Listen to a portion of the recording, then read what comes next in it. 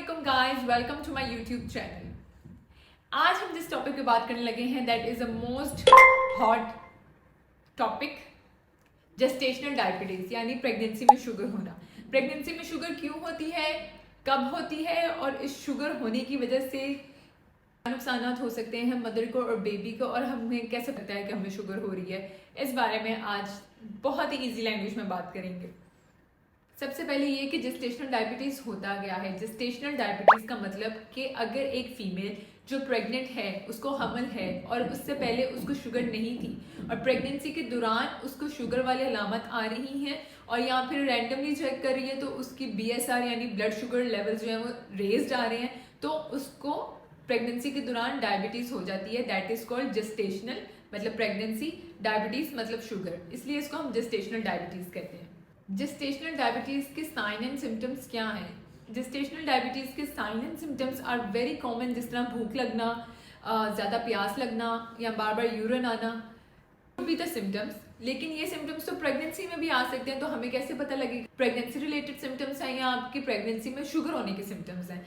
इसलिए फिर हम पेशेंट की स्क्रीनिंग कराते हैं या शुगर के लिए टेस्ट कराते हैं। अब ये जेस्टेशनल डायबिटीज़ किन को हो सकती है, हमें कैसे पता लगेगा कि हम जेस्टेशनल डायबिटीज़ के शिकार हो सकते हैं कि नहीं? अगर तो आपकी फैमिली में शुगर की बीमारी चलती आ रही है then you can be a candidate for gestational diabetes, या फिर आपने प्रेगनेंसी में बहुत ज़्यादा वेट गेन कर लिया है या फिर आपका पहले से बहुत ज़्यादा वेट था, ओबीस थे आप, तो आपको जेस्टेशनल डायबिटीज़ हो सकती है। एक वजह ये भी हो सकती है कि if you are carrying multiple babies, जिस तरह ट्विंस में आपको जेस्टेशनल डायबिटीज़ होने के हायर चांसेस होते हैं।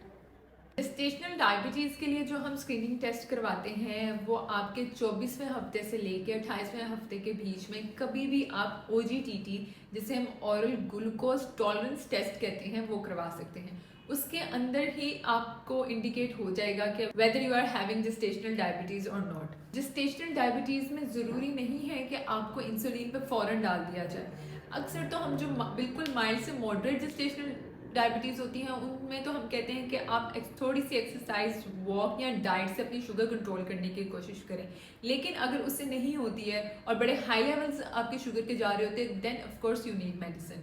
सबसे मोस्ट कॉमन बात ये आप लोगों को समझनी है कि if you are developing gestational diabetes it can be really dangerous for you and for your baby, मतलब माँ और बच्चे दोनों के लिए ख़तरनाक है।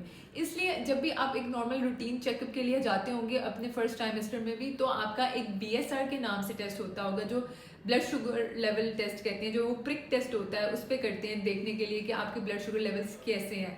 वो इस वजह से क्योंकि अगर आपके पहले ही ट्राइमेस्टर में ब्लड शुगर लेवल्स बहुत हाई आ रहे हैं that can harm your baby, आपके बेबी में डिफेक्ट पैदा कर सकता है, स्ट्रक्चरल एबनॉर्मेलिटीज पैदा कर सकता है। आगे जाके सेकंड ट्राइमेस्टर ऑनवर्ड से अगर आपका ब्लड ग्लूकोज लेवल्स बहुत ज़्यादा होते हैं और आपका OGTT भी बहुत हाई आता है and you are diagnose with gestational diabetes and then you are not compliance with your medicine, मतलब आपने डॉक्टर की बताई हुई मेडिसिन पे आप अमल नहीं कर रहे हो कि कोई बात नहीं, क्या ही फ़र्क पड़ता है, मैं शुगर खाना बंद कर दूंगी, मैं मीठा खाना बंद कर दूंगी तो मेरी ठीक हो जाएगी।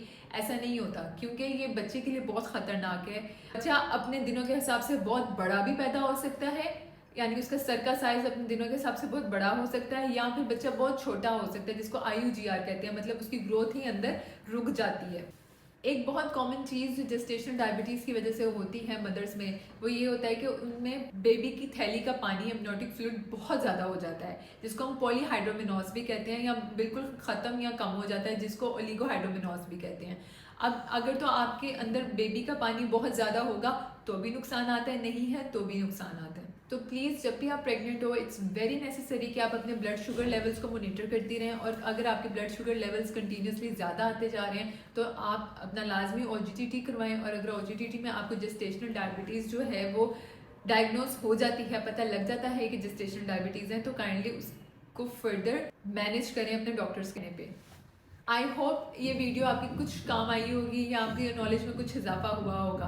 फिर भी अगर कोई चीज़ जो मैं इस वीडियो में नहीं कवर कर पाई क्योंकि मैं इसको बहुत छोटा और मुख्तसर रखना चाहती थी और सिंपल, फिर भी अगर there is something you feel like to ask, आप हमेशा नीचे कमेंट कर सकते हैं। Thank you so much.